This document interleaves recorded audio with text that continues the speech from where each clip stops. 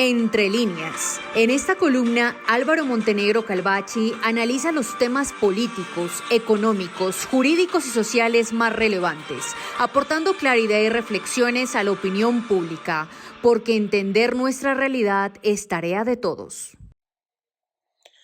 Cordial saludo. Para mi columna de hoy, Entre líneas, la he titulado Magnicidios que atormentan. Introducción.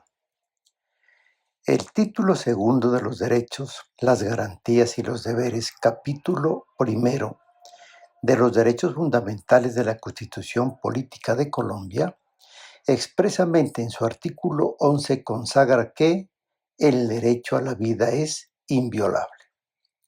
Inicio con este mandato constitucional para referirme en contexto al reciente episodio del asesinato del senador de la República y precandidato presidencial Miguel Uribe Turbay, militante del partido político Centro Democrático, ocurrido en la semana que termina. En el argot político y judicial se tiene esbozado el concepto de magnicidio. Un magnicidio es el asesinato de una persona que ocupa o está destinada a ocupar un cargo de gran relevancia política, social o religiosa, como un jefe de Estado, presidente, candidato presidencial, líder político de alto nivel o figura emblemática de gran influencia en la sociedad. La palabra proviene del latín magnus, que es grande, más caedere, que es matar, lo que significa matar a alguien grande. Son características principales del magnicidio. Primero, víctima de alta relevancia. No se trata de un homicidio común, sino de alguien con poder político, religioso o social. Segundo, impacto nacional o internacional. El asesinato busca desestabilizar instituciones o enviar un mensaje de poder. Tercero, motivaciones políticas. En la mayoría de los casos, el móvil está vinculado a disputas por el poder, ideologías o intereses económicos. Cuarto, efecto histórico. Suele marcar un antes y un después en la historia de un país. Ejemplos universales de magnicidio incluyen a Julio César en Roma, 44 a.C., Abraham Lincoln, Estados Unidos, en 1865, John F. Kennedy, Estados Unidos, en 1963, Mahatma Gandhi, en la India, 1948, y Benazir Bhutto, en Pakistán, en el 2007. En Colombia, el término magnicidio político se refiere al asesinato de una figura pública de gran relevancia política o social, como un candidato presidencial, un líder político o una figura emblemática. A lo largo del siglo XX y hasta el presente, se han registrado varios casos emblemáticos. Magnicidios políticos en Colombia, siglo XX hasta el año 2025. Primero, Rafael Uribe, 1914, general liberal, líder político y senador, asesinado el 15 de octubre de 1914 cerca del Capitolio Nacional. Segundo, Jorge Eliezer Gaitán, 1948, caudillo liberal y posible candidato presidencial, asesinado el 9 de abril de 1948. Su muerte desencadenó el Bogotazo. Tercero, Jaime Pardo Leal, 1987, fundador y líder de la Unión Patriótica, UP, asesinado el 11 de octubre de 1987 durante una emboscada. Cuarto, Luis Carlos Galán, 1989, candidato presidencial por el Nuevo Liberalismo, asesinado el 18 de agosto de 1989 en Soacha. Quinto, Bernardo Jaramillo Ossa, 1990, candidato de la UP, asesinado el 22 de marzo de 1990 en el aeropuerto El Dorado de Bogotá.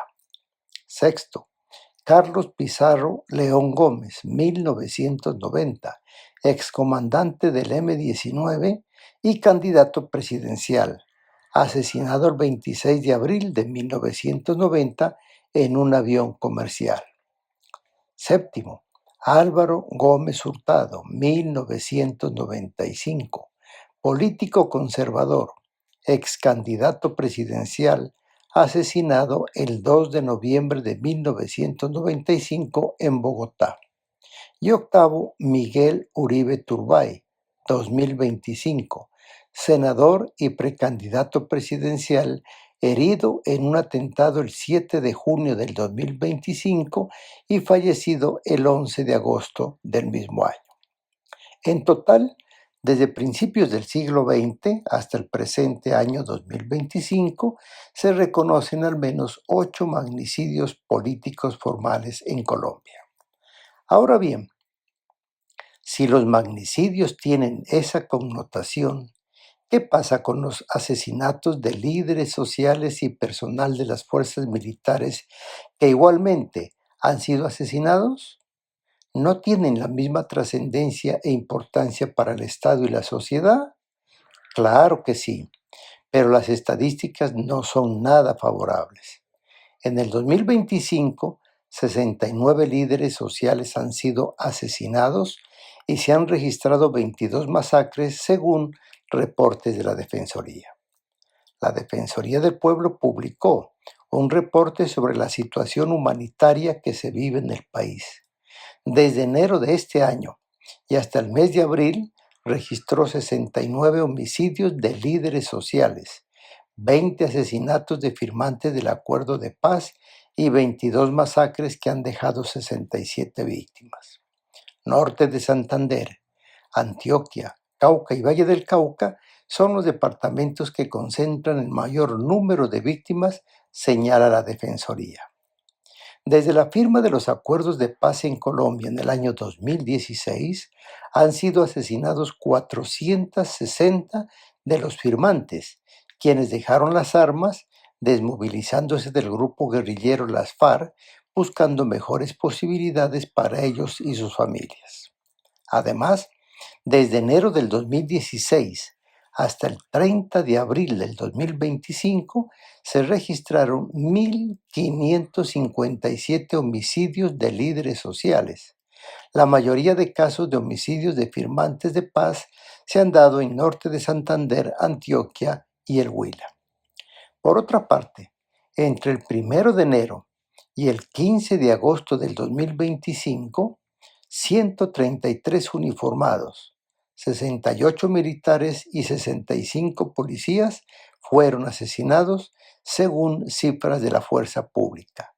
La cifra ya supera los registros de todo el 2024 y anticipa que este año podría convertirse en el más letal para la institución en al menos 10 años. Como se puede observar, con los últimos acontecimientos, la polarización se radicaliza aún más, alimentada por la historia del conflicto armado, la violencia política, la desigualdad social y la desconfianza en las instituciones, y siendo así, es un fenómeno complejo que no se resuelve con una sola medida. Se podría decir que se requiere estrategias de mediano y largo plazo en lo político, lo social, lo cultural y lo político. ¿Por qué no pensar en el fortalecimiento institucional y confianza ciudadana, el diálogo social y construcción de consensos, o una educación para la paz y la ciudadanía, implementación de medios de comunicación responsables para fomentar códigos de ética que reduzcan la desinformación y el sensacionalismo que alimenta divisiones, apoyar medios comunitarios alternativos que representen voces diversas, incentivar espacios de debate con respeto sin caer en la estigmatización del adversario? Obviamente, la reducción de la desigualdad social, la cultura del reconocimiento y la reconciliación y reformas del sistema político seguirán siendo los grandes retos por alcanzar. Conclusión. No solo los gobernantes, la clase política, los sectores económicos y líderes y lideresas de las diferentes clases son los llamados a propiciar escenarios que tiendan a conjurar la polarización en el país. Fundamentalmente, la sociedad civil que somos quienes padecemos en la práctica las tensiones de esa confrontación, somos los llamados también a propiciar espacios de reflexión para la creatividad y la imaginación conjunta de soluciones, para que esos desafortunados magnicidios o muertes, como las detalladas anteriormente, jamás se vuelvan a presentar, pues como personas que somos, el derecho a la vida, que es inviolable, debe ser la premisa más importante para respetarla, porque en todos nosotros está el compromiso y la responsabilidad de vivir en paz.